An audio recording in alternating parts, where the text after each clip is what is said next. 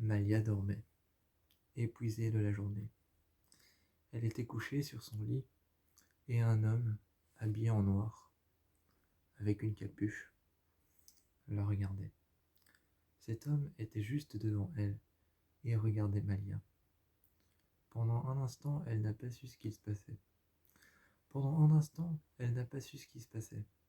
L'homme était penché vers l'avant, et avait un masque noir. L'homme avait un masque noir et était penché vers l'avant. Il la regardait. Elle dormait et était effondrée sur le côté de son lit. Sur le côté de son lit, elle était effondrée et elle dormait. L'homme était les bras croisés et la regardait. L'homme avait les bras croisés et la regardait. Les mains sur les côtes, les bras comme ça. Il la regardait. Sa capuche était redressée sur sa tête. Malia était en train de dormir. Il n'a fallu que quelques minutes pour qu'elle disparaisse. Peu de temps après, elle s'est réveillée dans un endroit sombre et obscur. Une sorte d'enclos, un endroit fermé.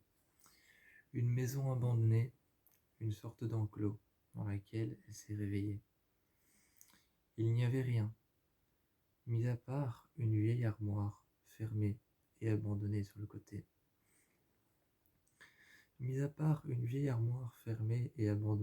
Toute poussiéreuse, couverte de toiles d'araignée. Elle était sur le côté, elle était détruite. Mis à part ça, un autre meuble en bon état, qui était verni et en bois foncé. Un meuble en bois foncé et verni sur le côté. Un meuble sur le côté, tout poussiéreux et tout détruit sur le côté.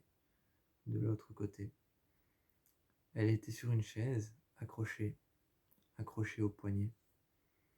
Elle était accrochée au poignet fermement. Elle n'arrêtait pas de faire ses griffes contre la chaise. De l'autre côté, elle était aussi accrochée et n'arrêtait pas de faire ses griffes contre la chaise. L'homme s'est avancé, avec sa capuche qui était redressée. Sa capuche était redressée sur son visage. On ne voyait pas son visage, caché par un masque. On ne voyait pas son visage. Il s'est avancé, et quand il s'est avancé, sur le masque, il y avait un cercle. Sur le masque, en blanc, avec une croix. C'était le zodiaque. Et il y avait cette croix avec ce cercle. Scott et Styles mettaient du temps à la retrouver. Scott et Styles mettaient beaucoup de temps à la retrouver. Beaucoup de temps. Ils en perdaient beaucoup. À l'hôtel, la route juste devant, une voiture s'est arrêtée et s'est mise juste devant l'hôtel. Perplexes et pas sûrs d'eux, ils se sont avancés. Ils ont regardé du côté passager. Il y avait des essuies blancs, de quoi essuyer quelqu'un. Mais il n'y avait que du sang dessus. Il n'y avait que du sang, de quoi essuyer une personne couverte d'eau. Il y avait plein d'essuies et de serviettes. À l'arrière, il y avait des papiers. À l'arrière, des rouleaux et des rouleaux de papier, qui étaient encore une fois pleins de sang. Ils ont ouvert la porte a grincé. Lydia a commencé à marcher et s'est dirigée vers la forêt. Elle s'est dirigée vers la forêt et a marché. Elle parlait à voix basse et est arrivée juste devant un cabanon, une petite cabane, tout au fond dans la forêt. Elle a commencé à hurler, à s'en époumoner. Elle a commencé à hurler. Elle a accroché le sol et les premières branches qu'il y avait par terre, les 2 racines de l'arbre qu'il y avait devant elle, et a hurlé. Quand ils sont rentrés à l'intérieur, Malia était par terre, allongée, attachée au sol avec 2 chaînes. Ils ont essayé de la récupérer, mais il était presque trop tard. L'homme, avec sa capuche, et le masque sur son visage est arrivé. Il les a regardés et les a poursuivis en courant dans toute la forêt. Dans toute la forêt, il les a poursuivis en courant. À cet instant-là, ils se sont dispersés. Ils se sont dispersés à cet instant-là. Scott et Styles de ce côté. Malia, toujours enfermée à l'intérieur. Malia, toujours enfermée à l'intérieur, qui courait sur ses 2 jambes, avec ses mains qui étaient accrochées. Avec ses mains qui étaient accrochées à l'arrière, dans son dos, elle courait sur ses 2 jambes. Elle ne tenait que l'équilibre sur ses épaules et sur ses côtes. Elle ne tenait que l'équilibre sur ses épaules et sur ses côtes. Elle courait, enchaînée. Lydia la tenait par le dos, par la colonne vertébrale. Lydia la tenait par la colonne vertébrale, par le dos. Allison était à l'arrière, avec son arc et avec une flèche en main. Elle se tenait comme ça et marchait en arrière à reculons.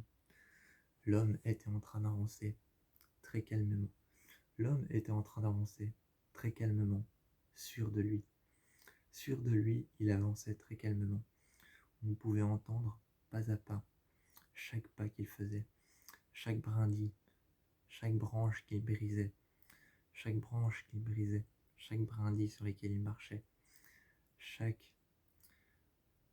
morceau de terre, chaque morceau d'herbe sur lesquels il marchait, chaque brindille, chaque arbre et chaque racine sur lesquelles il marchait. Il avançait avec sa capuche et son masque qui était juste devant lui, sur lesquels il y avait ce rond blanc et cette croix. À l'aide de plusieurs symboles, un triangle, un carré, un rond avec une croix, un rond avec une croix, un triangle, un carré et d'autres symboles du zodiaque. À l'aide de tous ces symboles qui étaient gravés sur les arbres, Styles et Scott savaient se diriger. Quand ils sont revenus à l'hôtel, il y avait des corps un peu partout, disposés sur le sol. Il y avait des corps un peu partout quand ils sont revenus à l'hôtel, disposés sur le sol. Styles s'est avancé et s'est mis juste devant un corps. Il a bougé la nuque de cette personne. Avant de prendre son pouls, il a bougé la nuque de cette jeune fille, a dégagé ses cheveux, et il y avait un carré, avec un triangle, avec un rond, avec une petite croix. Les symboles étaient notés dans le cou, et il y avait encore 3 symboles sur leurs poignets. Il y avait 3 symboles sur leurs poignets, 3 qui étaient notés dans le cou. Personne ne savait vraiment ce qui s'était passé cette nuit-là, mais quand ils sont revenus, il y avait plein de cadavres étendus à l'entrée de l'hôtel. La voiture, elle était toujours là, avec les marques de sang. La voiture était toujours là avec les marques de sang. Un cadavre qui était au volant, alors qu'il n'y avait personne quand on l'avait vu la première fois. Et dans la forêt, on avait suivi cet homme. Malia avait été libérée. Malia avait été libérée par Styles à l'aide d'une pince. À l'aide d'une pince, il avait été libéré Malia, qu'il avait couché ensuite sur le lit de Scott. Il l'avait emmené dans sa chambre et avait couché Malia qui s'était reposée.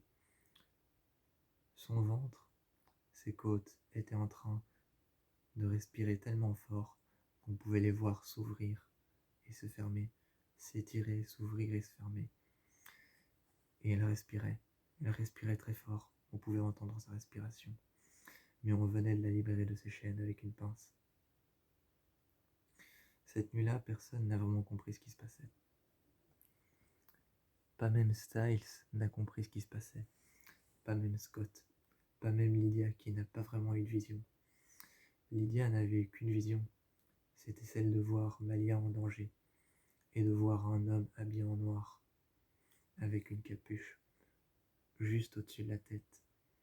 Avec une capuche juste au-dessus de la tête, cet homme en noir, elle l'avait vu, et elle avait vu Malia en danger. Mais rien de plus que ça. Aucun de nous n'avait compris ce qui s'était passé, pas même Allison, qui dans la chambre, avec Malia, avec Lydia, avait rangé son arc, avait compté ses flèches et avait rangé ses flèches. Pas même Scott, qui était dans la chambre avec Styles, n'avait rien compris. Cette nuit-là, c'était le mystère du Zodiac.